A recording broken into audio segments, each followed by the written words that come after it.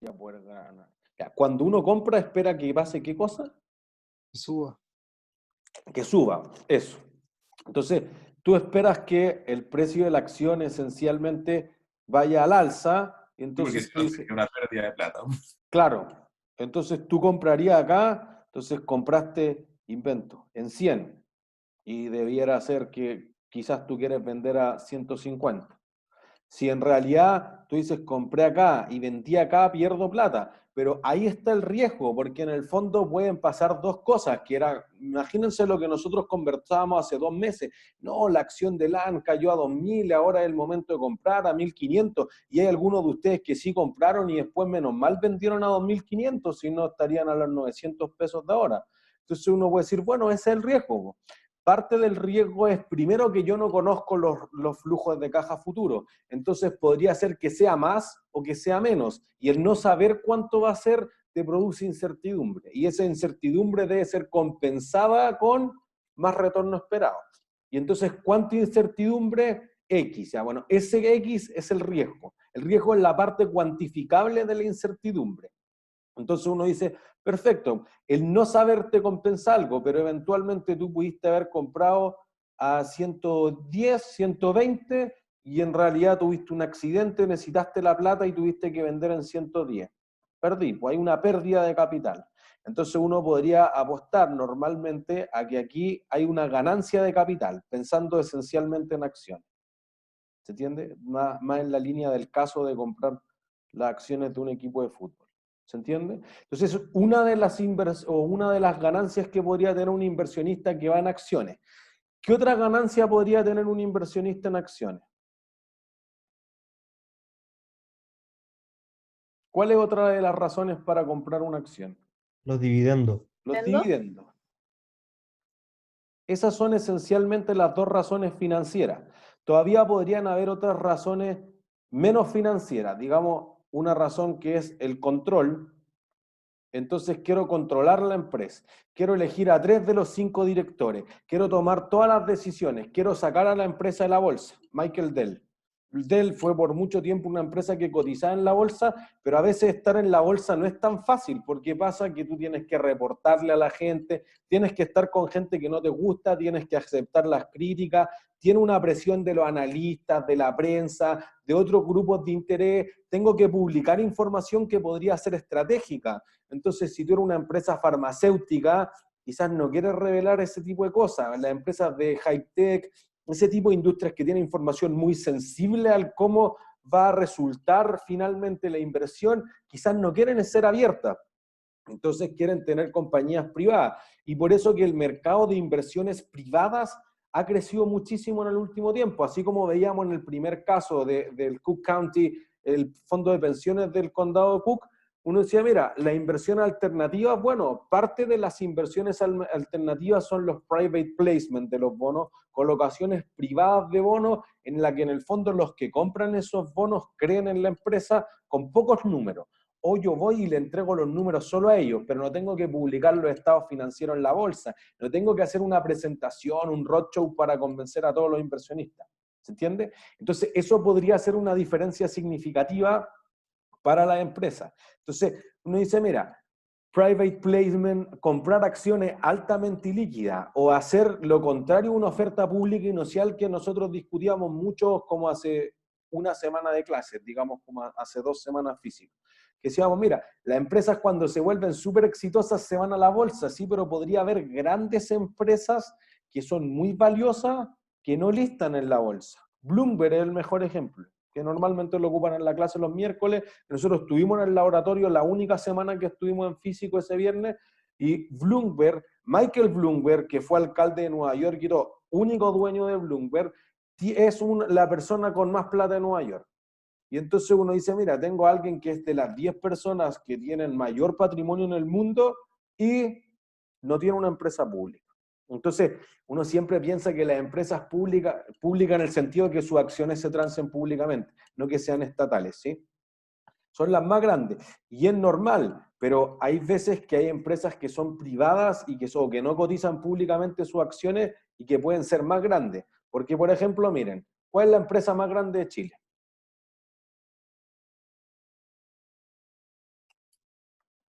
Sí, sí, Codelco.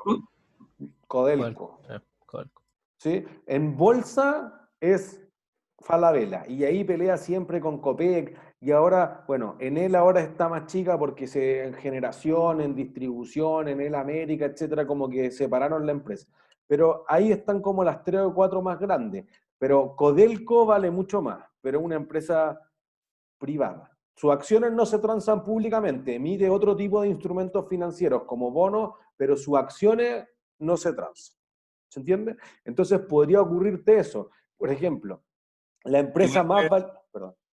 igual que el Banco Estado, profe, porque el Banco Estado está capitalizado, pero no vende acciones propias. Claro, pero Banco Estado no es tan grande en ese sentido, porque por ejemplo Banco Estado tiene una participación de mercado que algo así como 16%, depende del tipo. O sea, por ejemplo, en corredora de bonos, la corredora del Banco Estado es la más grande de todas, pero en acciones es más chiquitito. En préstamos de consumo es más grande, pero en crédito hipotecario es más chico. Entonces, depende de en qué. Pero más o menos si uno lo mira por activo, es un poco más chico que el Banco de Chile y el Santander, que eso están al límite de lo que le permite la ley, que es 20% de participación de mercado. Entonces, Banco Estado es un poquito más chico. Es una empresa bien grande, pero es un poquito más chico. Y en ese sentido, además, los bancos tienen como muchos activos, pero no tienen tanto valor de mercado sus acciones, porque los activos como están valorizados fundamentalmente con deuda, 85-90% del activo está financiado con deuda, entonces los bancos, el patrimonio en valor bursátil, digamos, mucho más bajo. Entonces, por ejemplo, en Estados Unidos, las empresas que tienen más activo en el sentido contable en el balance son bancos. Pues entonces JP Morgan, el Citi, pero los que tienen más son Freddie Mac y Fannie Mae, que son las empresas estatales, digamos, ahí en el sentido de Estados Unidos, no solamente de cada estado, en el sentido federativo, digamos, que garantizan los préstamos hipotecarios de la gente que tiene difícil acceso al financiamiento. En el fondo que no es del segmento prime, sino que es del segmento que está abajo, subprime, o ya más chatarra, digamos. ¿Sí? Entonces, son como avalan a las personas. Entonces, ellos les dan fundamentalmente solo crédito hipotecario y tienen así como 20 trillions en activos. Claro, pero de eso realmente lo que está financiado con patrimonio es mucho menos. Y aparte de eso, el sentido contable, el flujo de caja, el margen que te deja ese activo es poco. Porque piensen que un banco comercial, ¿cuál es el negocio? ¿Qué se gana un banco comercial? ¿El interés? El interés, pero sigamos el margen bruto de un banco comercial, ¿cuál será?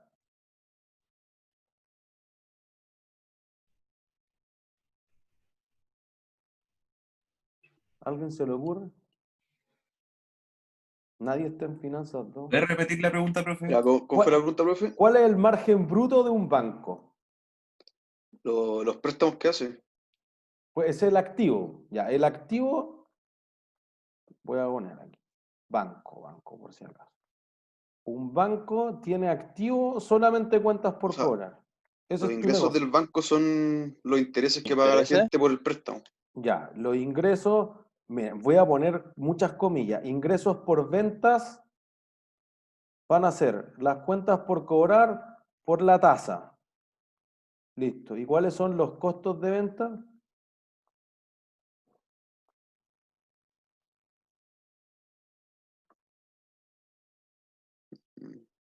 Y los costos de venta que tienen que pagarle costo, por ejemplo, la mantención de las tarjetas, esas cosas, hay que pagarle a otros bancos cuando sacan plata de otro banco. No sé, pues yo soy Banco Estado y voy a Santander, saco plata a Santander, el Banco Estado tiene que pagar a Santander por haber usado el cajero de ellos. Entonces, ¿Estamos El riesgo, yo seguros de creo, profe. eso? O ¿ah? sea, miren, aquí hay un riesgo, eso. La de los cajeros puede ser más subjetivo, porque podría ser que en el fondo, por eso existe la norma bancaria del netting. Bueno, tú ocupaste el cajero del Banco Estado, pero el Santander, yo ocupé el del Santander, pues netiemos lo que nos pagamos. ¿Entiendes? Por eso que al final como que todos tienen que mantener cajeros más o menos proporcionalmente a... Y en el fondo una parte de eso lo subsidia también Redbank, porque tú estás entregando el servicio, etc. Entonces, como que entender ese negocio es más complicado y el negocio de los bancos ya es menos normal. Pero lo que podría pasarle a esas cuentas por cobrar es que le pase qué cosa. Que no se paguen. que se vuelvan incobrables. Pues así que contabilidad 1, lo más básico, la EDI, estimación de deudor incobrable.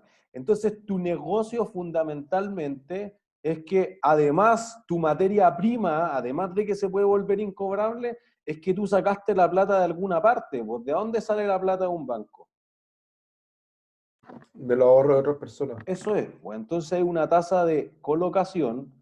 A lo que yo presto plata, coloco la plata, les cobro una tasa. Y ahí para traer los fondos, ofrezco depósito a plazo, captación. ¿Se entiende? Y esto es lo que se llama el NIM, el Net Interest Margin, que sería como el símil del margen bruto de una empresa, pero que es más complejo de entender. Entonces tú dices... ¿Profe? Ajá. Al costo de venta no habría que restarle a lo mejor el valor que podría ganar el banco si es que remata la propiedad, hablando en términos de crédito hipotecario. Si Porque remata otra la propiedad, propiedad, pero tú lo que quieres hacer es rematar la propiedad.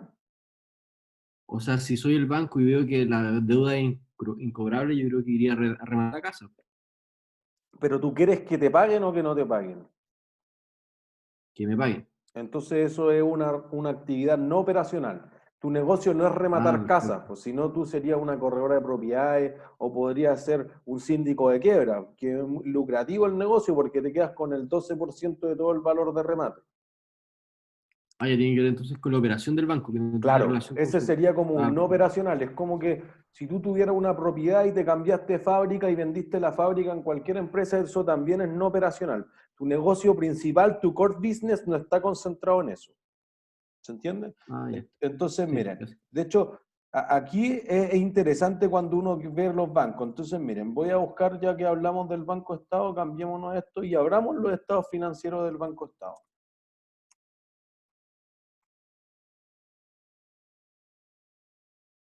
Porque ahí van a ver una empresa y que es hacia donde queremos decir que uno podría ganar otras cosas financieramente que está altamente endeudada. Pero podría ser cualquier banco, solo porque mencionaron el Banco Estado. Entonces, consolidado acá. Fíjense, lo voy a agrandar. Hay otro que dice, profe, que el Banco de Estado el 55% de las utilidades las pasa al Estado. A veces, cuando no se le van en la negociación colectiva. Ah, sí, sí, sí. Claro, Bueno, sí. o sea, por eso que, por ejemplo, quiero ir hacia por qué nosotros no hemos aplicado Basilea 3, que es la regulación más dura de las normas bancarias por culpa del Banco Estado. Pero que en el fondo tampoco es tanto culpa del Banco Estado. Eso, miren, activos 43 billones de pesos. Si piensen que una empresa gigante, el Metro tiene 5, pero el Banco Estado tiene 8 veces más activos que el Metro. No hay otra empresa, Falabella tiene 10, y eso que tiene metido adentro el Banco Falabella. Si le quito la parte del Banco Falabella me queda 5, 3 billones, millones de millones, ¿sí? Ahí sale millones y está en millones, por si acaso. Entonces, fíjense, lo que más tiene es cuentas por cobrar, ahí está. Más de la mitad de esto es cuentas por cobrar. Una parte es lo que tiene que tener liquidez legalmente. Fíjense que las regulaciones de los bancos hacen que tú le obligas a tener plata en los cajeros automáticos, liquidez, que salga rápido la caja y que la gente, si quiere tener efectivo disponible, pueda tenerlo. Y otra es que la empresa sea solvente, o sea, que no esté tan endeudada que le sea imposible pagar. Porque si quiebra, es un efecto dominó en la economía cuando quiebra un banco. Deja de prestarle plata a los agrícolas, entonces le van a embargar las cosas, no pueden sembrar, la gente no puede comer, entonces no puede comer, no puede ir a trabajar, y es un shock para toda la economía. Pero eso es súper sensible que quiebre un banco. ¿Entiendes? Entonces, nosotros hace ya casi 40 años que no hay un banco que quiebre, y en el fondo hubo un rescate de los bancos en la crisis bancaria de los años 80, en la que que diseñó el Banco Central es mucho más sólido. Nuestros bancos no estuvieron ni cerca de quebrar como en la crisis subprime de hace 10, 12 años. Entonces, eso demuestra que se han tomado buenas políticas, pero el mundo fue aprendiendo. Dijo, ya, primera vez que nos juntamos todos en Basilea, crearon la norma de Basilea 1 para exigirle ciertas cosas para que los bancos no generen este efecto dominó en la economía. Después le impusieron otras cosas más importantes, Basilea 2, y ya después de la crisis subprime crearon Basilea 3. Y Basilea III todavía Chile lamentablemente no lo puede adoptar. Entonces fíjense que sucursales, chao, no existe. Tiene 347.000 millones, que harta plata, pero no es nada dentro de los 43 billones. ¿Se entiende? Y el resto es inversiones financieras, instrumentos de inversión disponibles para la venta. ¿Se entiende? Profesor, ¿y qué características tiene el Basilea III? Ahora voy a ir hacia allá, hacia Basilea III, les voy a explicar en detalle. Entonces, fíjense que estos disponibles para la venta es algo que tú dices, mira, yo tengo un bono a 10 años, si me ofrecen el 120% del valor par, lo vendo, pero si no, lo mantengo, ¿entiendes? En cambio, el instrumento para negociación es tú estás haciendo trading, lo que vamos a hacer al final, o high frequency trading, hoy compra, venda, todo esto todos los días. Entonces, ahí como que diferencia lo que sería como corriente y no corriente para una empresa común y corriente.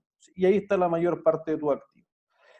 Por el lado de los pasivos, fíjense, yo financio con pasivo 43, entonces voy a colocarlo acá al lado. Dibuja.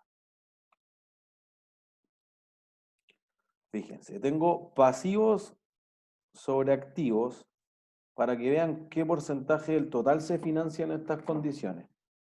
41.543 sobre 43.355. Entonces, eso te va a dar que está financiado con el 95,89% de pasivo. Y fíjense que sus pasivos sí son deuda mayoritariamente. Son depósitos y otras obligaciones a la vista. A la vista significa que es plata en la cuenta corriente. ¿Sí? 10 billones. Depósitos y otras captaciones a plazo, que era lo que decíamos, tasa de captación, lo que pago a los ahorrantes por esos depósitos a plazo. Derivados financieros, decíamos estos instrumentos financieros más complejos en los que uno podría invertir, obligaciones con otros bancos más grandes, o que yo te presto plata hoy día porque me sobra, o la deposité en el Banco Central, o yo le debo al Banco Central, etc.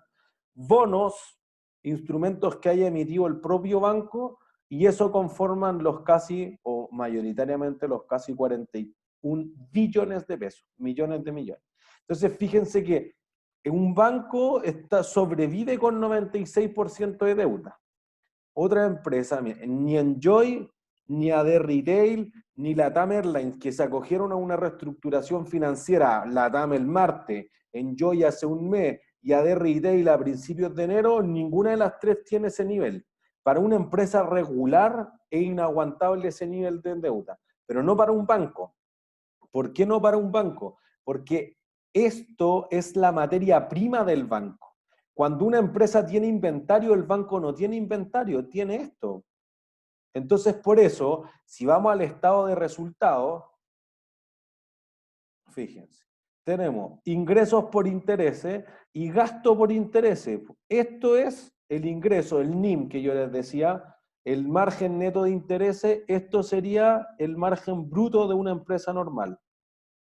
Ah, pero el banco se dedica a otra cosa, que me decían de las cuentas corrientes. Ah, ya, pues aquí hay otro negocio, comisiones. Entonces, yo cobro esto, le pago a las personas, listo, ese es el costo de la venta. Ah, pero no es que además se dedica a cambiar moneda, entonces compra y vende euros a los clientes, listo, aquí está, operaciones financieras. No es que además hace corretaje, listo, aquí estamos. Esos son todas operaciones financieras. Entrega derivados para cobertura de que tú vas a vender dólares, tú te quieres proteger de los euros, la libra esterlina, etc. O que yo emití un bono a una tasa flotante, es decir, yo te pago la tasa del mercado más algo, bueno, la quiero swapear, intercambiar por una tasa fija, listo, otro derivado. Todo lo que tiene que ver con esas operaciones financieras, de corretaje, de asesoría financiera también, todo eso están acá. Ya, y ahí está lo que genera eso. Y otros ingresos operacionales. Si vendí las casas que envié a normalización, eso significa que el cliente no te pagó por mucho tiempo el crédito hipotecario, lo envié, le rematé, listo. Esos son otros ingresos que quizás podrían ser operacionales o no, ahí habría que ir a la nota.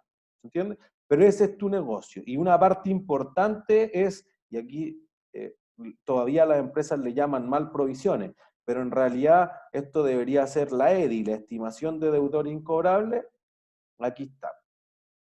Entonces, fíjense que hay una parte no menor que tú consideras que se te cae. Ya, pues y eso es parte de tu negocio. Funcionas con que alguna gente no te puede pagar.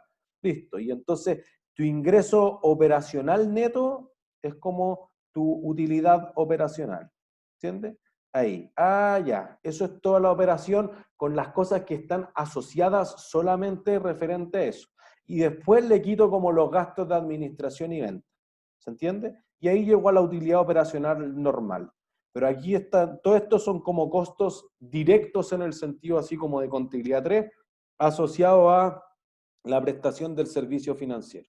Y después todo lo que sea sucursales, pago de trabajadores, etc. Pero fíjense que hasta sale deterioro. Pero ese deterioro no tiene que ver con el castigo de las cuentas por cobrar o de los préstamos, porque ese ya está considerado un costo directo asociado a conseguir ese crédito. ¿Entiendes? Entonces eso es lo que cambia.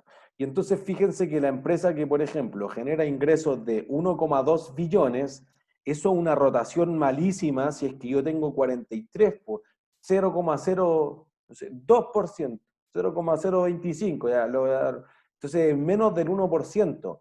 Claro, pero si yo voy, por ejemplo, a la utilidad de última línea, tengo 182.000 millones de pesos en utilidades. Es gigantesco. Y sobre los ingresos es algo así como el 15%, un margen muy bueno. Y fíjense que si uno midiera la rentabilidad sobre el patrimonio, por ejemplo, el ROE, el banco se gana 182.000 millones y tiene patrimonio de 1,8 billones. Entonces está ganando el 10% de rentabilidad del patrimonio. Que eso no es malo. No es excelente tampoco, pero no es malo. Si uno mira el año anterior, 179. Ah, ya. Entonces, acá más o menos lo mismo, 10, 11%. Lo que pasa es, y este es el Banco Estado, que el Banco Estado obviamente tiene una razón mucho más social. ¿Entiendes? Entonces, ahí lo que pasa es que la empresa tiene ROEs más bajos que el resto de los bancos. El resto de los bancos, como tiene muy poco patrimonio y tiene buena utilidad, entonces la utilidad sobre el patrimonio genera una rentabilidad muy alta. Entonces, este indicador que veíamos al principio del ROE para valorizar la acción y cuánto va a crecer, ya, eso mismo te ocurre aquí. Entonces los bancos tienen 20%, 30% de ROE por esta razón, porque el patrimonio es muy poco. ¿Sí? Entonces ahora explico lo de Basilea 3. Basilea 3 es como decía la normativa que deberían ocupar los bancos en todo el mundo, que se diseñó después de la crisis subprime. Y te pide dos cosas. Te pide, uno, medidas de liquidez y dos, medidas de solvencia. La de solvencia parece ser la más fácil de entender. Entonces te dice, mira, máximo 92,5% de pasivos sobre activos.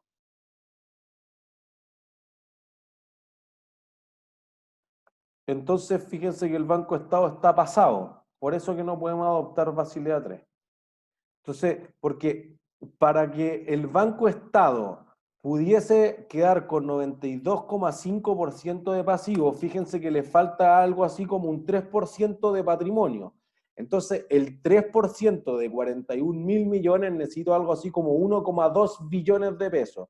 Y el Estado tendría que capitalizar al banco con eso. Y no da. Pero fíjense que lo ha ido capitalizando con el tiempo, por eso han tratado de retener harto de la utilidad, etcétera, para que el patrimonio empiece y cuando el Banco Estado se adapte, así puedo obligar a todo el resto de los bancos. Si no, no puedo obligar a todo el resto de los bancos. ¿Sí? En realidad este rango va entre 92,5 y 87,5 y depende. En el fondo tú dejarías que el banco tenga que esté más endeudado, más apalancado financieramente. ¿En qué casos? ¿En qué caso el banco tiene menos riesgo de quiebra? Esto es para proteger que el banco no quiebre, acuérdense. ¿Cuándo el banco podría quebrar menos y lo dejo endeudarse más? Cuando hay buena situación económica del mundial, ¿o no? ¿Pero por qué? Porque si hay buena situación económica, ¿qué va a ocurrir? La gente va a pagar Eso es.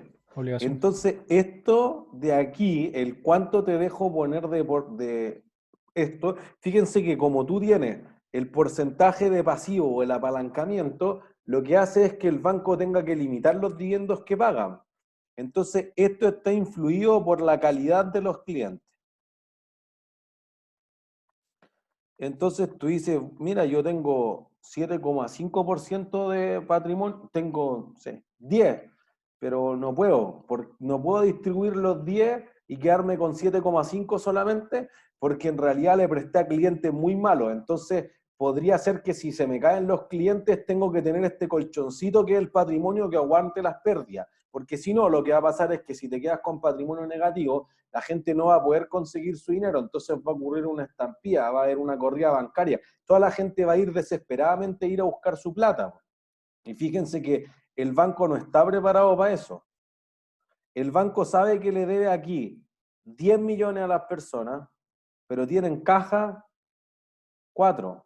Si toda la gente va y saca toda su plata de las cuentas corrientes, ahora reviento al banco. Y por eso la ley permite hacer un corralito. El corralito que ocurrió en 2001 en Argentina, que ocurrió hace mucho menos, como hace 6 años en Ucrania, protege a las personas. Porque en el fondo yo, dado que todos corrieron desesperadamente por una razón que no es que no esté la plata, si tu plata está, solamente que se la presté a la gente, pero tú le estás generando un problema de liquidez. ¿Se entiende? Y esa es la segunda medida que impone Basilea III. Dice, mira, el banco tiene que tener al menos algo.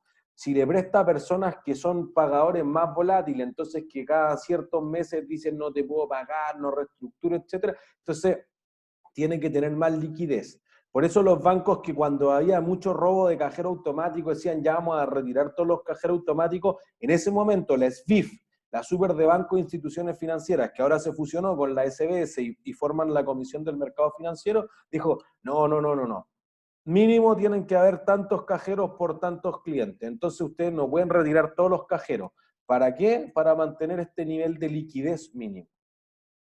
¿Se entiende? Entonces le impone que haya y eso de nuevo depende. Si tengo clientes muy buenos, te dejan tener más pasivos sobre patrimonio, entonces la empresa puede poner menos patrimonio. Al revés, si tú tienes clientes muy malos, puedo tener menos pasivos sobre activos. Entonces lo que tengo que tener ahí es más patrimonio. Y ahí puedo llegar hasta el 87,5. Entonces, fíjense que si uno lo piensa al revés, si uno lo piensa como activos sobre patrimonio, como para ver cuántas veces de activo compro con cada peso que puse en patrimonio. Entonces, si yo hago 92,5 sobre 7,5, te da aproximadamente 12,33 veces. Si yo hago 87,5% sobre 12,5, te da solamente 7 veces. Entonces uno dice, pero si aquí bajó 5% lo que está endeudado. No, si yo lo miro acá, bajó de 12,33 a 7 sobre 12,33. Entonces bajó un 43% el nivel de endeudamiento. ¿Se entiende? Entonces, lo que tú estás viendo es que en el margen, y eso va a llevar a lo que queremos hablar ahora, de las inversiones al margen, como tiene tan poco patrimonio, aumentar un 1%, un 2% del patrimonio es altamente sensible. Entonces, aumentar un 5% el patrimonio sobre un 7,5% significa que tú aumentaste en 43% la cantidad de patrimonio que tenías. Y la empresa es bastante menos riesgosa, porque si cae en 1% los activos, cae en 7% el patrimonio. Pero si tú caes acá 1% el activo, cae en 12% el patrimonio. ¿Se entiende? Entonces, fíjense que en la crisis subprime, Lehman Brothers,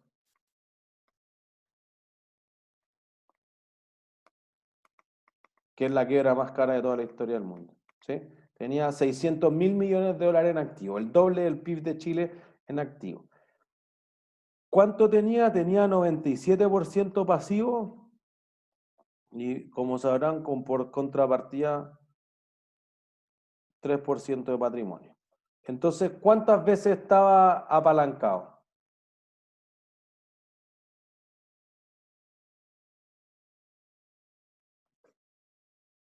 ¿Se entiende? Entonces, fíjense que el problema aquí es que además, tú aquí tienes los activos contabilizados al costo o al valor de mercado. ¿Qué creen ustedes? ¿El costo? ¿Por qué? Porque como que están... Porque así en la hoja de balance se pueden mantener los pasivos bajos y seguir pidiendo más y más y más. En cambio, si fuera valor de mercado, quizás por reajuste no podrían tener la misma cantidad de porcentaje pasivo. Pero valdrían más o menos. A valor de mercado valdría... Yo creo que más. Más. Valor de mercado menos, ¿no? O más. Porque No, pues más. fíjense, tú das un préstamo, miren, doy un crédito hipotecario. Ya pensemos solamente en crédito hipotecario. ¿En qué moneda está? ¿Pesos? No, UF entonces. en UF. Ya, pues, ¿y qué le pasa a la UF regularmente? Sube. Sube, entonces contabilizarlo al costo es irrelevante. La contabilidad de los bancos se hace mark to market. Lo voy a escribir hacia el lado mejor porque si no parece que fue un mail. Mark to market significa que tú vas a marcar literalmente a valor de mercado todo el rato, todos tus activos. Entonces, operaciones con liquidación en curso, un SWIFT, tú transferiste plata y viene llegando y esto puede ser valuta 1, que significa que te van a transferir en 24 horas si es un banco local. Podría ser valuta 2, que significa que es 48 horas si es un banco internacional. Bueno, eso tiene que ser al valor de mercado. Instrumentos financieros para negociación, bono, valor de mercado. Pactos, contrato de retrocompra. Ah, es que yo te presto plata, pero si tú quiebras de aquí a mañana, déjame algún activo. Ya, pues mira, yo te dejo la promesa de que te recompro este bono del Banco Central. Listo, entonces mi garantía no es tu palabra, es un instrumento financiero como un bono del Banco Central. Derivados financieros, adeudado a otros bancos, bueno, todos son activos financieros en el fondo. ¿Se entiende? Entonces, claro, los intangibles estarán al costo, las propiedades, plantas y equipos estarán al costo. El activo por derecho de uso, IFRS 16, cuando yo reconozco que tengo un contrato de arriendo por las sucursales, listo, ahí hay un 98.000 millones, pero eso a nadie le importa dentro de 43 billones. ¿Se entiende? Entonces, claro, hay una parte de los activos que están al costo, pero a nadie le importa. La parte dura está el valor de mercado. Porque tú dices, bueno, si yo me deshiciera de esto, tú podrías novar el crédito. ¿Saben qué? A mí la regulación me impide prestarle a un cliente, no sé, C3. Ah, ya, bueno, pero se lo voy a vender al Banco Falabella, que ese sí es su target. Bueno, ¿a cuánto se lo voy a vender? Valor de mercado. ¿Entiendes? Entonces, lo que la regulación trata de proteger es que como tú vas valorizando todo esto, todos los días valor de mercado, ¿podría ser que algún día el valor de mercado varíe en más de 3%? ¿O nunca podría variar más de 3%? ¿Cuál fue la pregunta, profe? ¿Podría variar el valor de mercado más de 3% en un día? Podría, pero dentro de una crisis, algo Bueno, grave que pase. marzo tuvimos no sé cuántos, 3, 4, al menos lunes negros, en la que caía 13%, 15%, 8% al día. Entonces es probable que una acción podría, o sea, el miércoles vieron 44% abajo la acción de Latam Airlines después de acogerse al capítulo 11. Entonces, podría ser que pase. Entonces, 3% de patrimonio es muy poco. ¿Entiendes? Y esto podría pasar todos los días. Por eso que los bancos tienen que tener una área de riesgo de crédito importante, que están calculando algo que se llama el VAR. El Value at Risk. Valor de toda la cartera que está en riesgo. Y ellos establecen un límite. Dicen, mira, yo voy a aceptar que el 3%, que el 5%, que el 8% de los activos estén en riesgo todos los días. Pero no puede ser que el 100% del patrimonio esté en riesgo todos los días. Y ahí cada banco define sus métricas de acuerdo a cuál es el activo. En los préstamos hipotecarios definiré más o menos, en los de consumo, en los depósitos a plazo, etcétera. Anda a ser tú. Entonces, el banco mira eso. Y entonces, si no, lo que podría pasar es que tú tengas que un día quiebre. Y eso le pasó a Lehman Brothers. ¿Se entiende? Entonces, de hecho, hay una película por si la quieren ver. Margin call. Y en el fondo no lo dice explícitamente la película, pero en la realidad trata de simular lo que pasa la noche anterior a la crisis de Lehman Brothers. Dice, mira, uno de los analistas de riesgo de crédito ve esto y dice, mira, ¿sabéis que el último año y medio todos los días podríamos haber quebrado? Imagínense cómo está el banco que podría haber quebrado todos los días. Entonces lleva así 450 días en los que podría haber quebrado. Entonces está jugando con algo que va a explotar en algún momento. Pues va y le dice como al encargado de riesgo de crédito y él lo trata de elevar a los gerentes más altos y le dicen que se calle. Y entonces y ahí se desarrolla la película, etc. Y después van a ver cómo durante toda la noche tratan de ver qué hacer. Y salen a la mañana siguiente a vender todo lo que tenga el banco, a cualquier precio, sabiendo que no valían nada, porque ya habían analizado que era probable que el banco quebrara. ¿Se entiende? Entonces ahí hay un riesgo de liquidez porque ellos tratan de hacer caja, pero eso produce que el banco se vuelva insolvente y termina quebrando igual Lehman Brothers. ¿Se entiende? Entonces esa es la lógica de lo que uno podría ocurrir en ciertas inversiones que hace el banco, por lo menos que podría ser distinto al resto de la inversión. ¿Sí? Entonces nosotros decíamos, mira, una de las razones para invertir en acciones era que te pagara dividendo, otra que subieran de valor.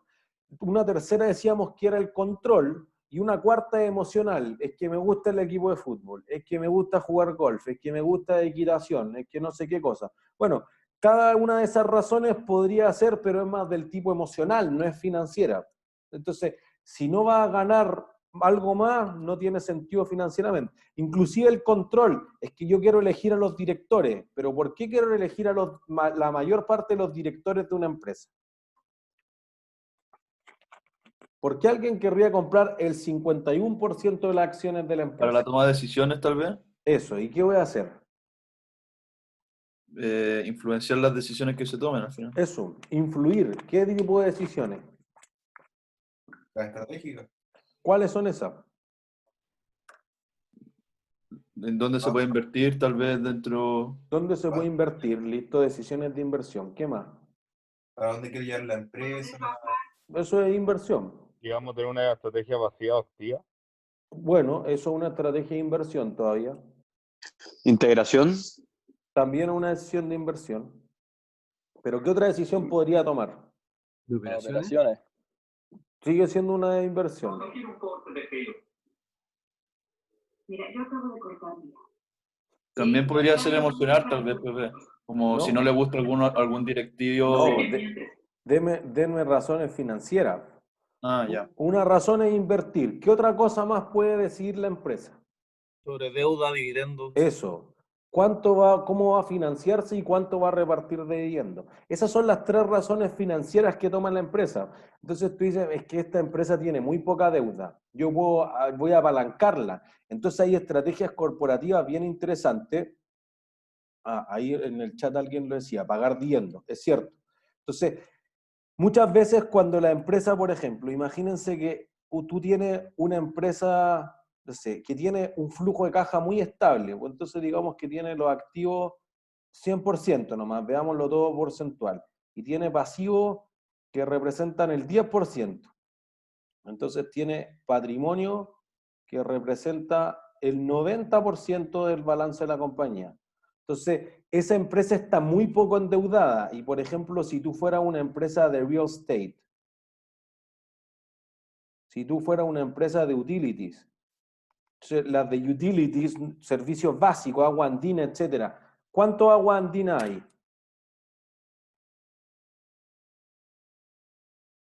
Si usted no les da agua andina, ¿quién más les puede dar agua?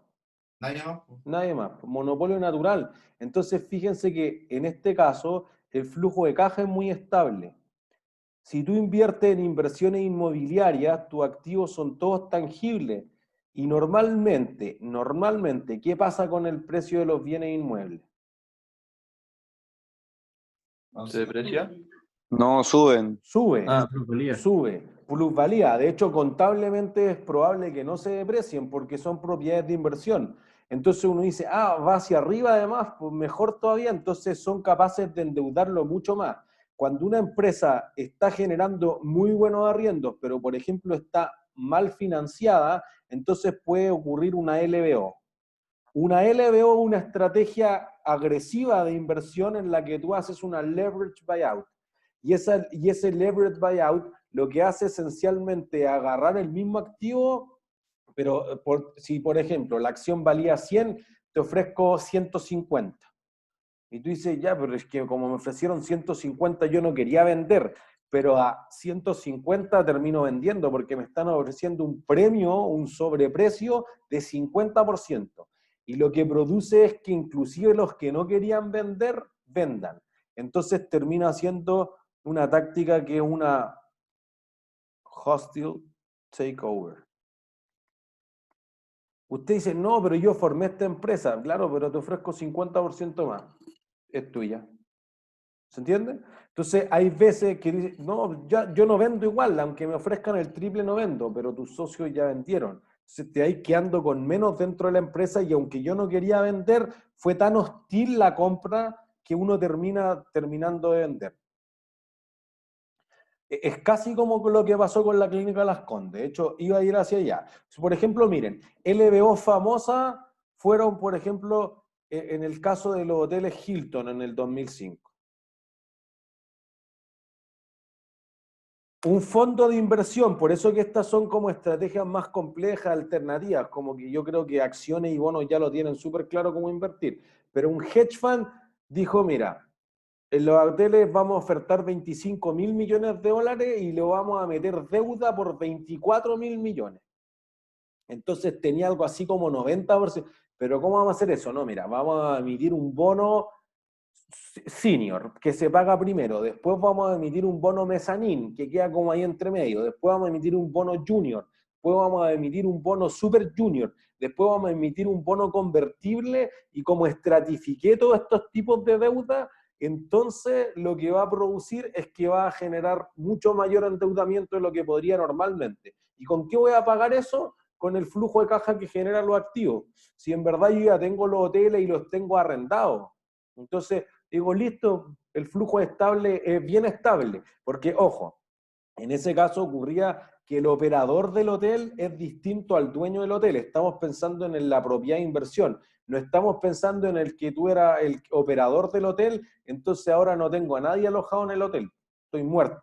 ¿Se entiende? Entonces, imagínense, cuando yo lo veo en clase en la propiedad de inversión, digo, mira, el hotel que fue por mucho tiempo el Hyatt, que está en Kennedy, con Alonso de Córdoba, ahí abajo del Parque Arauco. Bueno, ese hotel es una propiedad de inversión para el grupo Sayé de Hotel Corporation of Chile, que tiene el inmueble, pero tenía un contrato de arriendo con el operador del hotel, que fue mucho tiempo Hyatt, y que ahora es Mandarín Oriental.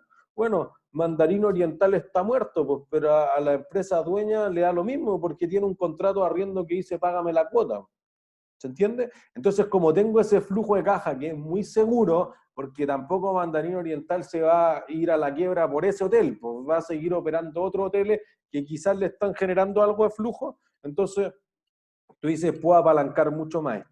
Entonces ocupo el flujo de caja, no hago ninguna inversión significativa, es la misma casa, es la misma máquina, es la misma empresa que sigue funcionando con los mismos gerentes, no le hago ningún cambio, solo cambio el lado derecho del balance, la estructura de financiamiento, y eso te da plata.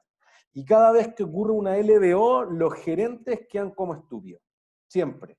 Por eso que cuando te hacen una LBO, en el fondo es como que te están pasando la cuenta en el mercado. Porque tú dijiste, bueno, pero te esperé 1 año, te esperé 2 años, te esperé 5 años, y tú no endeudaste la empresa. Y endeudar la empresa lo puede hacer mucho más rentable por lo que acabamos de mostrar con el banco. El retorno sobre el patrimonio es mucho más alto. Entonces, ¿por qué no endeudaste la empresa? Es que no se me ocurrió. Bueno, por eso te vas de la empresa. ¿Se entiende? Porque tomo el control.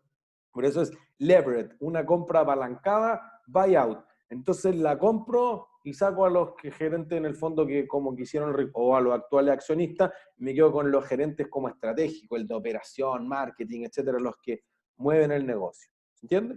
Y a veces pasa eso, que es una compra hostil. Tú no querías hacerlo. Inclusive a veces podría ser una MBO, una management buyout, que en el fondo los gerentes no están conformes con los accionistas y nos ofrecen un precio tan alto que es difícil que se queden.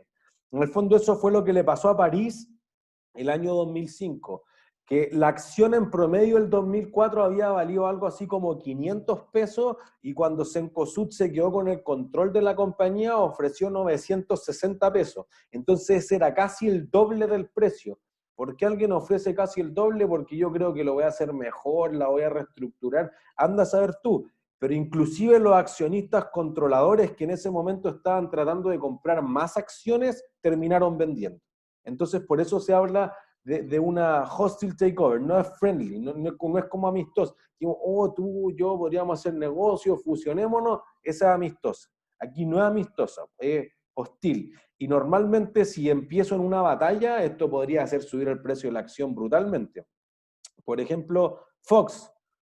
Disney empezó una batalla con Comcast, ¿con quién se queda con Fox? Y terminó el año pasado, eso, a mediados del año pasado. Y entonces el precio aumentó en algo así como 20.000 millones. La primera oferta era 45.000 millones y Disney cerró por más de 60.000 millones de dólares. Entonces eso elevó en casi 50% solamente porque se empezaron a pelear. Y ahí sí es más o menos lo que pasó en la clínica Las Condes, que en el fondo el grupo controlador ahora de Carlesi no estaba conforme con la administración que le estaba dando el presidente del directorio en ese momento, que era Navarro. Entonces dijo, no, es que algo así, como que tú tienes uno, está arreglado porque tú en verdad como tienes sonda, tú le entregas los equipos médicos y el soporte y en verdad podríamos hacer cosas mejores, pero como tú tienes otro negocio del cual no se beneficia la clínica Las Condes, si los médicos no me sirven. Entonces, para echarte voy a hacer una OPA, una oferta pública de acciones, y voy a comprar todas las acciones que todos me quieran vender a tal precio. ¿Entiendes? Y ahí eso tiene una regulación legal, etcétera, que no es la parte que queremos hablar en inversiones, pero en finanzas corporativas, cuando lleguen, o los que están en finanzas 2 lo podrán discutir, tiene pasos. Entonces tiene que durar cierto tiempo, se tiene que ofrecer a todos iguales, no puedo hacer la discriminatoria, no puedo ofrecerle a los primeros que me vendan un precio que es distinto a los segundos que me vendan, etcétera, etcétera, y eso, si se oferta públicamente, es legal para cualquier compañía. ¿Entiendes? Entonces, por ejemplo, Delta también, cuando le compró algo así como el 20% de las acciones de LATAM Airlines al grupo controlador, que era Cueto, hizo una oferta pública de acciones. Entonces dijo, mira, todos los que me quieran vender, voy a vender en estas condiciones, pero tienen que ser al menos tantas. Ah, bueno, entonces como no se lograron asociar gente que tuviera al menos el 20%, le terminó comprando el grupo Cueto. ¿Entiendes? No es que la empresa hizo un aumento de capital y que vendió más acciones, sino que fui y compré a un accionista directamente, pero en el fondo ahí no fue hostil porque estaba conversado. ¿Se entiende? Alguien iba a hacer una consulta antes. Sí, me quedé en la mitad. Que cuando dijo lo de los hedge funds, por ejemplo, si uno compra un hotel y reestructura la deuda y al final metiendo más pasivo y como que termina haciendo más rentable la empresa. Y mencioné una parte sobre la estructura de la deuda, los bonos, que dijo que como que agarraban la deuda que estaba, se dan cuenta que podían emitir mucha deuda como a diferentes riesgos, porque eran bonos senior, junior. Es como un CDO, esa cuestión. Podría ser como un CDO. O sea, es que es parecido, pero no es un CDO. Digamos que un CDO es un Collateralized Debt Obligation. Es un bono que está respaldado con los préstamos que yo le di a alguien. Entonces esto típicamente es de un banco, ¿no? Pero podría ser que el genérico para esto podría ser un Mortgage-Backed Security, que en el fondo es más o menos lo mismo, pero solamente con crédito hipotecario. Podría así aquí ser un CLO, un CSO, en el fondo la D es que es deuda, son préstamos comunes de las tarjetas de crédito, podría ser cualquier cosa. Pero un bono securitizado podría ser, por ejemplo, LATAM Airlines se emitió hace unos 3 años, un bono que dejaba los contratos de arriendo a los aviones como garantía. Entonces, si no te pago yo, quédate con el contrato, y si no te gusta el contrato, quédate con el avión. Entonces, como que eso podría hacer que respalde eso. La gracia de un CDO es que normalmente tú dices esto, el activo, el colateral son las cuentas por cobrar, y tú vas a emitir un bono por tramos, lonjas, tranches en inglés, ¿sí? Entonces tú dices, mira, el activo es de buena calidad, te dejo a los mejores clientes, son AA-, es bien bueno, pero el bono senior va a recibir una clasificación de riesgo que es AAA. El bono que queda entre medio, el mezanín, va a recibir, por ejemplo, BBB menos. Y después, el que es junior va a recibir B menos. Una basura. ¿Se entiende? Porque si tú dejaste 100 aquí, este debe 30. Entonces, fíjense que tengo un activo que vale 100 para pagar 30. Es altamente improbable que el activo caiga 70% y no me pague. Y yo me cobro primero que todo el resto. Entonces, aquí tiene un ratio de sobrecolateralización que es 100 sobre 30, 3,33 veces. Ya, me paga todo evento. Pero si este se paga primero, el mezanín digamos que pone 50. Entonces fíjense que para que se pague este bono solamente te quedan 70. Entonces tu colateralización es de los 70 restantes sobre 50. Es solamente 1,4 veces. Y después, si el mezanín se alcanzó a pagar y este puso 20, el junior está último en la fila, entonces cuando se empiecen a volver incobrables estas cuentas por cobrar, el que se come todo ese riesgo es el bonista junior. Y entonces este le queda 1 a 1. Entonces, si se te cae un peso del activo, el junior empieza a verlo al tiro. En cambio, se tienen que caer el 20% para que el mezanín pierda plata. Y se tiene que caer el 70% para que el senior pierda plata. ¿Entiendes? Entonces, en ese sentido en el que tú emites varios tipos de deuda, sí en eso se parece a un CDO. En cualquier otra cosa, no se parece a un CDO. Pero no entiendo entonces como que estos hedge funds llegan a la empresa y dicen la relación entre los bonos que tiene y su patrimonio está dando menor rentabilidad. Entonces nosotros vamos a como emitir deuda más diversificada para que en el mercado al final la empresa sea más valiosa. Sí. Desde la mirada del mercado. Que quizás simplifiquémoslo. Tú vas y ves que hay una casa ya un strip center. Y hay un strip center que no tiene nada de deuda, por no sé qué razón, pero no tiene nada de deuda y tiene 0 vacancia. O sea, están todos los contratos arrendados con clientes que tienen un performance histórico, entonces siempre te pagan, nunca se atrasan, ya. Entonces es un activo muy bueno. Entonces tú dices, ya, este activo no tiene nada de deuda, entonces tú dices, mira, tengo 50 en activo y tengo el activo y el patrimonio. Tengo otros 50. Y aquí me está generando buena rentabilidad, digamos ya exageradamente 6. Entonces te genera 12% de rentabilidad al año, 6 sobre 50. Listo. Entonces lo que podría hacer es acá pedir un préstamo. Y entonces voy a cambiar la empresa y la voy a transformar de la siguiente forma. Me voy a pasar a la pizarra porque estoy anotando muy chiquitito. Voy a decir esto. El negocio actual, digamos, esto es hacer la compra apalancada,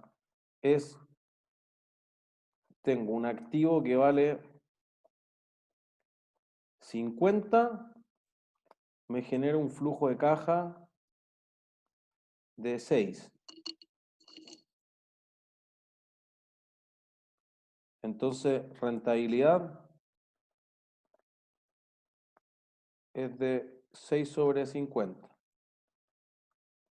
12%. Y acá está financiada 100% patrimonio.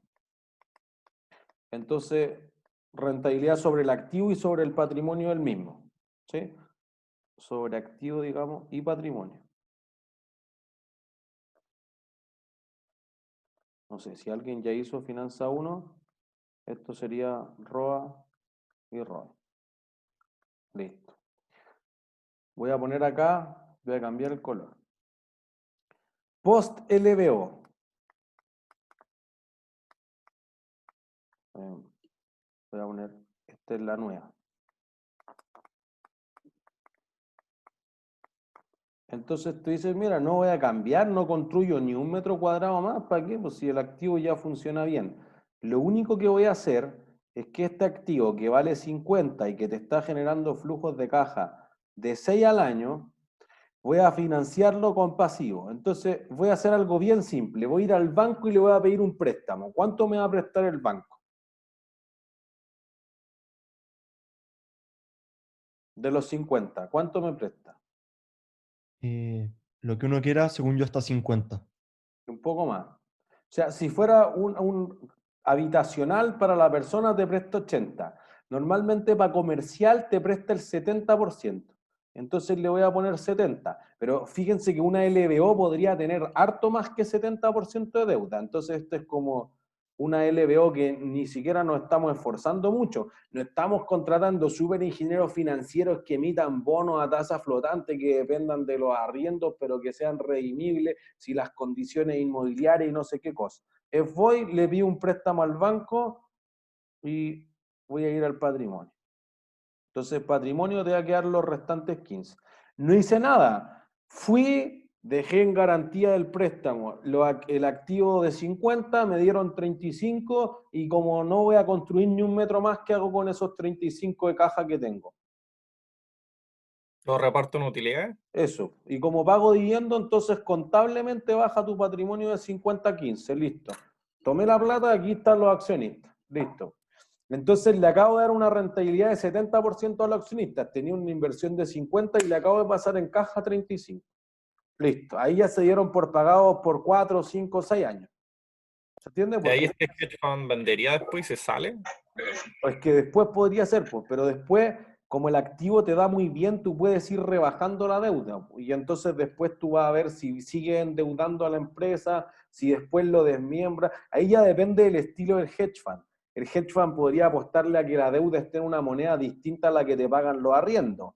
El hedge fund podría hacer varias estrategias más complejas. Podría ser que él quiere vender los locales por separado, o que su estilo es mantenerlo por tantos años hasta que hay una apreciación de capital importante y entonces vende el strip center por 100 y ahora va y se compra 2 strip centers, los vuelve a apalancar, espera hacer la ganancia de capital y liquida y así se va multiplicando.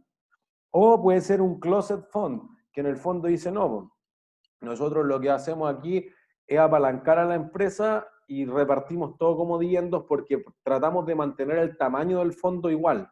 Porque en inversiones pasa mucho que, claro, tú dices con 50 lo puedo hacer, pero hazlo con 50 trillions. Ah, no, no encuentro tanto strips.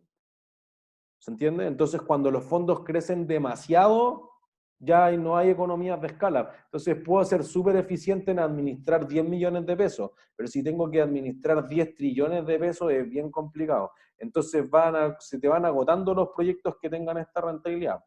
Lo otro podría ser volverlo público, entonces creo un REIT, un Real Estate Investment Trust, y agarro todo esto y lo tiro a las acciones al mercado. Y las acciones, como ahora se vuelven más líquidas, entonces no las vendo por 50 o por 15, que ahora es el valor del patrimonio, sino que las vendo por 18, por 20, porque baja la tasa de descuento. ¿Se entiende? Entonces podrían darse ciertas cosas de ese orden. Entonces uno dice, ya, pues, entonces, pero el pasivo se va a llevar plata. Claro, pero el flujo de caja que va a sacar la deuda no te cobra el 12%.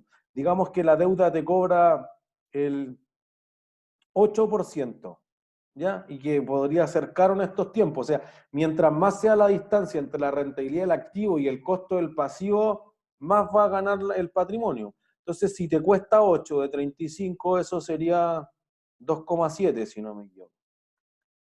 Entonces, fíjense que lo que va a quedar para pagar dividendo de los 6 es 3,3. Entonces, fíjense, el ROA sigue siendo el 12%.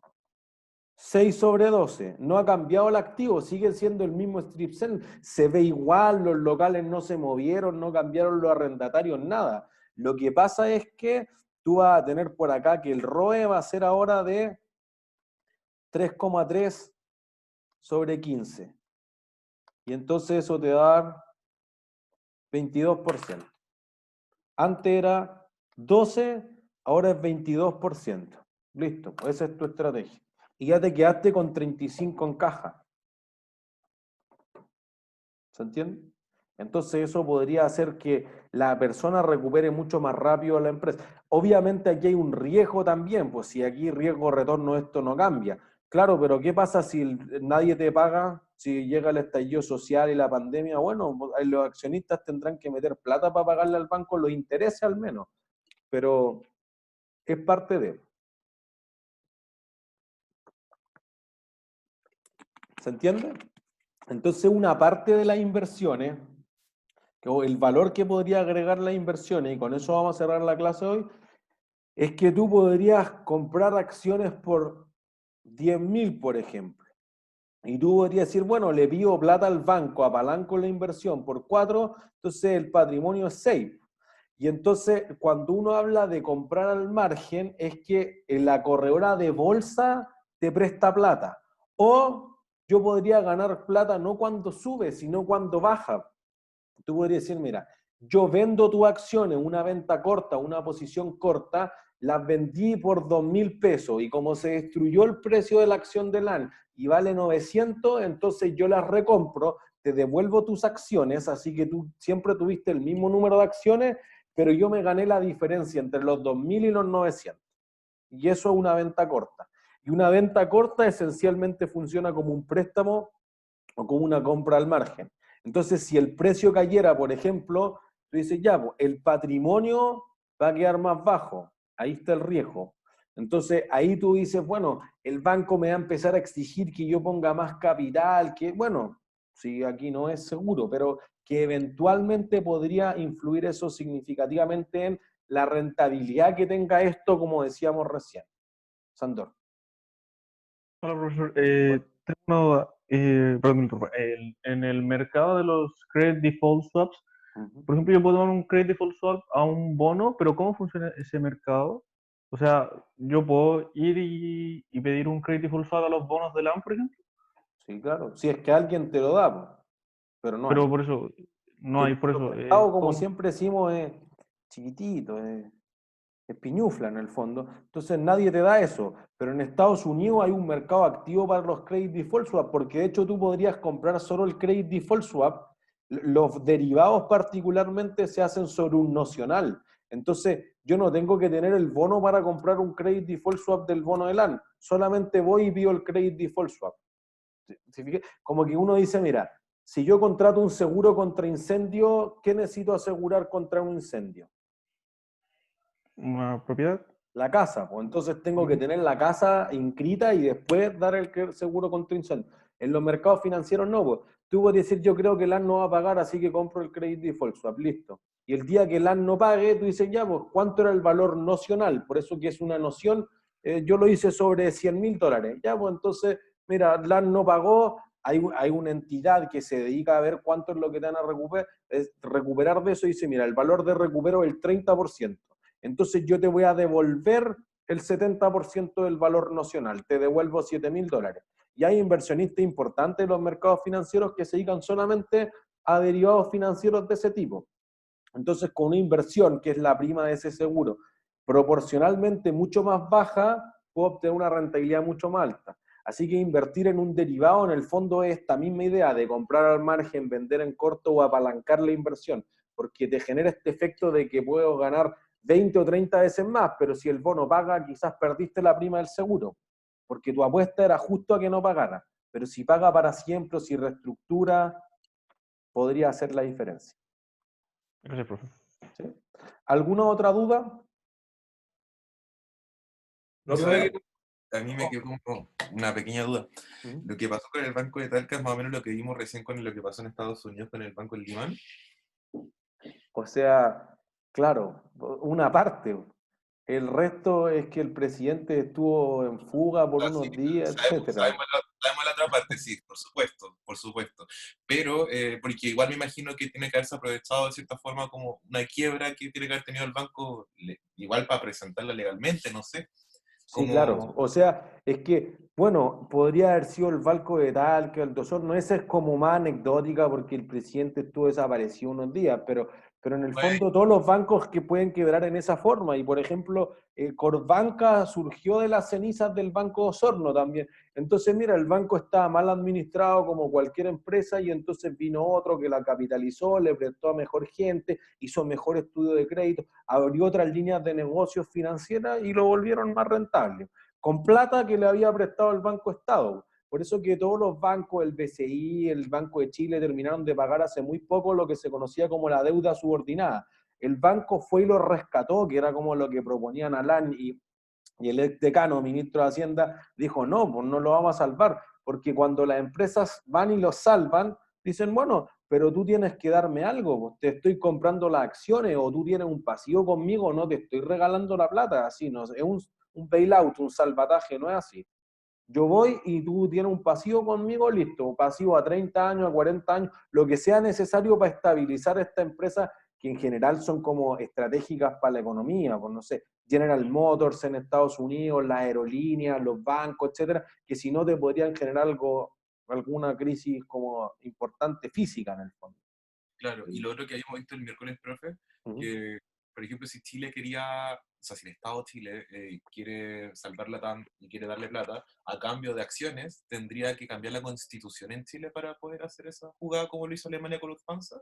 Sí, porque el Banco Central no se le permite invertir en acciones. Ah, esa es la Tiene sus razón. propias políticas de inversión. Por eso que nosotros como que hablamos, mira, las grandes políticas como que los institucionales, los fondos de pensiones pueden invertir en cosas que sean grado de inversión, que te vayan a pagar, no pueden invertir en chatarra, así como bonos de Latam, o bonos de Enjoy, o bonos de AR Retail, o cualquier empresa, así como el concepto de mercado es que sean una pringa, que como que son malas empresas, son chatarra.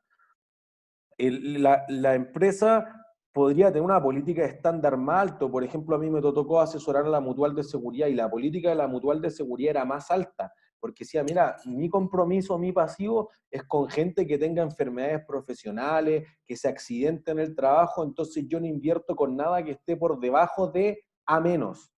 Entonces podría haberte dejado un universo más grande todavía de inversión. Entonces, cada empresa tiene su propio estatuto o regulaciones y eso produce que el Banco Central le sea imposible en las condiciones actuales de invertir así. La Reserva Federal de Estados Unidos es distinto. Sí pudo salvar a General Motors, sí después tuvo que hacer negociaciones para que se fueran fusionando, por ejemplo, Wachovia con Wells Fargo. Después Wachovia se fusionaba, o después Merrill Lynch se fusionaba con el Bank of America y así hizo que otra película. Too Big to Fail, que bancos que en verdad ya eran demasiado grandes, ahora se volvieran más grandes, pero porque no había más plata para rescatarlo a todos, en el fondo son demasiado grandes. ¿Entiendes? Así que debiera pasar eso. Gracias. ¿Alguien más levantó la mano? Sandor. Perdón, no la bajé, lo siento. William. Ya, no, pero el banco podría igual emitir, digo, comprar los bonos de la TAM, el Banco Central quizás, en vez de... Sí, claro, pero eso no los salva, po, porque eso se los va a ir a comprar a FB Cuprum. O sea, yo entiendo que Gabriel les mostró que el de los que tenían los bonos, y yo creo que eso va a terminar en una multa de la super de pensiones a Cuprum, porque ya estaban muy al límite de lo que la comisión de clasificación de riesgo, hay una institución especial que le dice a la FP, tú puedes comprar eso y no puedes comprar eso, estaba que tú vas y le pasas plata a Cuprum, pero tú no salvas a LAN, po. Tendrías que comprar una nueva emisión de bonos de LAN.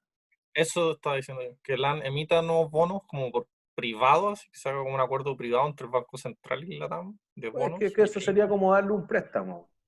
Sí. Eso podría suceder, o sea, esto ha ocurrido más veces en Estados Unidos, pues American Airlines 2001-2002 estaba quebrado, y ahora es de las aerolíneas más grandes del mundo, bueno, digamos pre-pandemia, pero en el fondo lo que hace el Estado normalmente es garantizarlo, entonces el Estado podría avalarlo y es mucho menos costoso porque en el fondo yo estoy poniendo la cara. Entonces, si LAN le es imposible pagarte en 5 años más y le consigo un crédito grande, así como sindicado ya, 3.000 millones de dólares. Entonces se juntan 10 o 15 bancos en un sindicado y le prestan 3.000 millones de dólares. Si no paga LAN, paga el Estado. Pero yo solamente le estoy dando el credit default swap. ¿Se entiende? Estoy como poniendo la cara en que entonces en la probabilidad de que LAN sea inviable post pandemia, entonces ya el Estado paga. Pero no es que el Estado saque de su arcas 3.000 millones de dólares, porque tiene un riesgo reputacional brutal. Pues, ¿por qué salvo a la TAM y no salvo a otra? ¿O por qué no se está cayendo Sky, no se está cayendo JetSmart? Le va a abrir un flanco que quizás no quieren entrar. Es por eso que Briones dijo al tiro, no, rescate no hablamos de eso. Si no, con esa plata podríamos rescatar a 100.000 pymes. ¿Entiendes? Entonces, como tiene otros riesgos menos financieros, más reputacionales. O alimentar a toda la familia que está sin pega. Totalmente. Pues entonces, si ya hay gente, mucha gente protestando por hambre, ¿para qué vamos a salvar una compañía que quizás es inviable? O sea, no sé, si tuvieron antes Finanza 1 conmigo, nosotros hemos dicho que desde la fusión tiene malos resultados hace mucho rato, entonces, ¿para qué voy a extender la agonía de una empresa que no operacionalmente como que le falta? A menos que yo tome el control y diga, ya se cierra esto, dedícate a la pura carga que es más rentable, no haga estos viajes, analizo ruta por ruta, se corta a Brasil, dejo de ir a Nueva Zelanda, Australia, porque ese viaje es muy caro y lo vendo muy barato, etcétera, etcétera, etcétera. Y elimino las líneas de negocio no rentables. Pero si quiero que te entreguen plata y ni siquiera sacrifique el control, eso no pasa. A ver, lluvia de dinero no ocurre en finanzas, o ocurren muy extrañamente. Eso es una oportunidad de arbitraje y es muy raro ver en finanzas. Ivette. Profe, es con respecto a la guía de preparación del Tottenham, que en la primera te piden realizar la valorización según flujos de efectivo descontados. Esa es la típica forma de inversión inicial menos el flujo de caja del periodo 1, menos el Claro, 2 y así. pero aquí no hay inversión inicial. En el fondo ustedes proyecten los flujos de caja como lo que hacían en la empresa del portacarga, del barco en el fondo, y proyectan los flujos de caja, dicen eso en valor presente valen X. Ese es el valor de la empresa. Ya, ok. Y el por múltiplo, el que vimos, el que estamos viendo en finanzas, que es lo de sacar como el promedio como el mercado, digámoslo así. Claro, podría ser, o más lo que hicieron en el último control de lectura. ¿Se acuerdan que si hoy la empresa vale 10 veces las ventas, 3 veces la utilidad, ese tipo de cosas? Entonces, en vez de proyectar los flujos de caja, tú vas a decir, mira, a mí me parece que el estadio debería valer 2 veces el costo de construcción, 10 veces las utilidades proyectadas, 7 veces el EBITDA, o ese tipo de cosas. Ah, ya, perfecto. Ok. Y nosotros elegimos la forma como... Sí, bueno, el caso te sugiere ciertos múltiplos, pero por eso como que no hay uno que esté perfecto. Eso es lo mismo que pasaba en el caso anterior. Ya, buenísimo, gracias, profe. ¿De qué? ¿Alguna otra duda? Yo, profe, 2 preguntas. ¿Podría subir la pauta del caso pasado solamente como para revisar cómo se hacía correctamente? No. Es que como es un caso, tiene protección de los derechos de autor. No podríamos... pero escríbeme un correo y yo te doy el feedback personalizado de tu entrega del caso. Ya, Y perfecto. avísame el correo quién del grupo lo subió, por si acaso. Pero era personal el último caso. ¿Era un grupo? ¿El Ocean Carries? ¿Sí? ¿Ocean Carries? Sí. Si quieres... Era uno. ¿Era de uno? Sí, sí, sí. Yo siempre lo pensé en grupal. Bueno, lo voy a discutir con el profesor Valenzuela para ver si lo hace en grupal, por si acaso. Por favor, por favor. Profe, ¿este puede ser grupal? Ya, bueno, es grupal. Voy a confirmar después, le ¿Cuánto? decir a Gabriel. Máximo 4. Ya, Gracias. profe, y lo otro, no sé si, que la otra vez dijo que iba a revisar si es que alguien había grabado su charla de la TAM. No sé si alguien al final lo grabó. Ah, la quise. Verdad, y la Mariana nunca me contestó. Es que como esa era de posgrado, pero yo creo que vamos a repetir la charla de la TAM. Lo estamos viendo porque la vamos a hacer pronto en la Chile con un profesor de la Chile y la vamos a repetir acá. Así que yo creo que la vamos a tratar de repetir y la vamos a poner como en un horario que tenga menos tope. Esa era malo, pero era porque no la organizaba yo en el fondo, la organizaba la gente de posgrado. Pero vamos a Ah, ya, tratar de perfecto. repetirla así como en un horario como, no sé, la que se va a hacer en la Chile es como de 6 a 8, que es como un horario óptimo más para la gente ejecutiva, digamos, posgrado, y también para ustedes que no tendrían clase allá. Así que cuando la repitamos pronto, yo creo que debe ser como 12, 15, el 13, como la semana del 15 al 18 de junio vamos a repetir la charla de la TAM Airlines, como con algunos detalles más ya como llegó a cogerse la reestructuración. Ya, perfecto. Gracias, profe. Ivette, ¿qué link? Ah, la charla, sí. Vamos, cuando tengamos el afiche, posteamos el link de la charla con seguridad.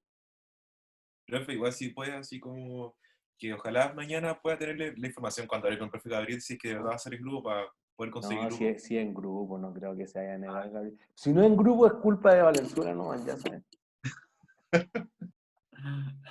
Ya, que estén bien. Chao, chao. Profe, Profe, gracias. Gracias, chao. Profe, Ajá. profe, es que yo le había pedido un horario de consulta para la entrega anterior y usted sí me había dejado hacerlo en grupo, y lo entregamos en grupo. Es No que hay era el problema, grupo. ¿verdad? Pero yo creo que nunca quedó claro nomás. Pero y Ah, ahí era Feliz Navidad, todos tuvieron un 7. Ahora ya en grupo. ya. Grupo. Gracias, ¿Sí? profe. Ya, chao, que estés Sí. bien. Chao, que esté bien. Profe, Ah, William. perdón, pero yo quedé con, con una duda. Bueno, una grande y dos chicas, pero voy con la Ajá. grande. Que cuando explicó lo de los bancos de por qué era mejor, por qué tenían su activo al costo y no a fair value. Al fair value, al revés, lo tienen al fair value.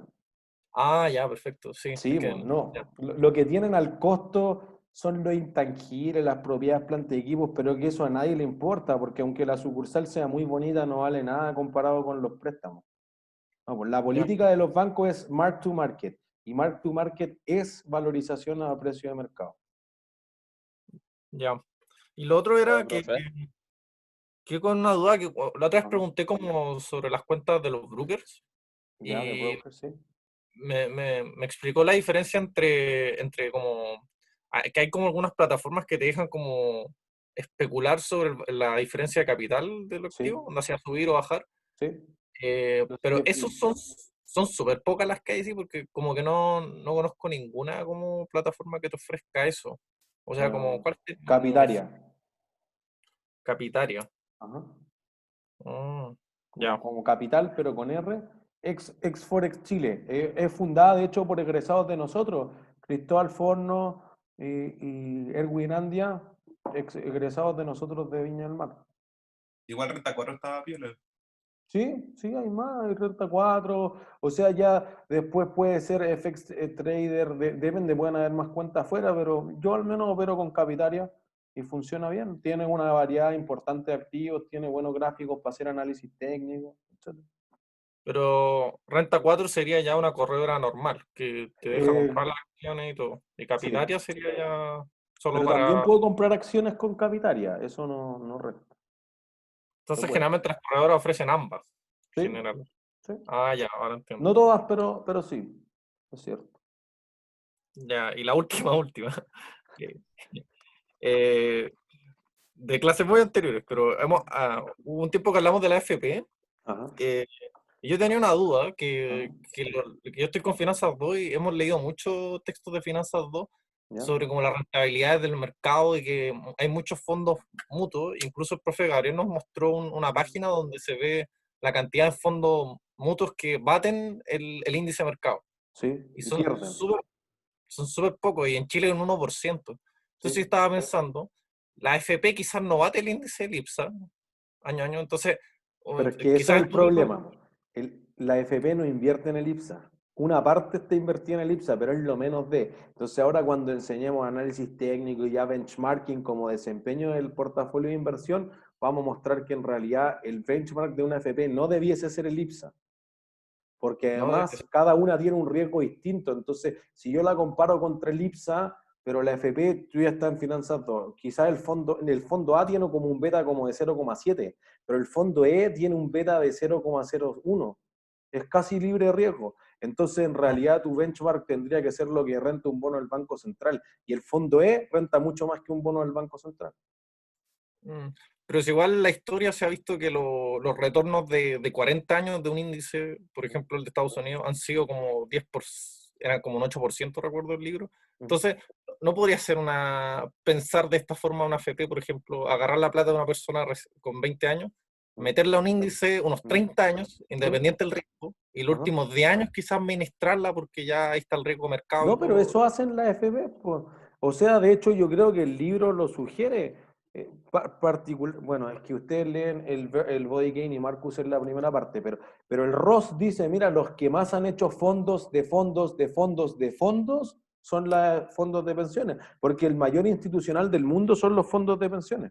Y ellos son los que más han creado ETF del ETF del ETF. Entonces tengo un ETF, el Spider, que invierte en las 500 acciones más grandes de Estados Unidos, pero podría tener un ETF que invierta en ese ETF, en el Spider y en el del Eurostock 50, y en el Nasdaq 100, y en el del Bovespa, y entonces hago un fondo de fondo, pero podría ser un fondo que invierta en el fondo del fondo del fondo, y eso te genera una diversificación brutal a un costo administrativamente muy barato. Entonces los fondos de pensiones son poco activos, son más una inversión pasiva que trata de empatar con el benchmark. Ah, ya, no es como que hacen una inversión activa la FP y No, porque de seleccionan hecho la 30 FP acciones. chilena, bueno, y la FP en general el mundo hacen herding. Hay una FP que es más grande que todas y le copian a la FP más grande. Efecto manada. Ya, perfecto, ya. Gracias, profe. Listo, que William, estén bien. te mando un Chau, WhatsApp. chau.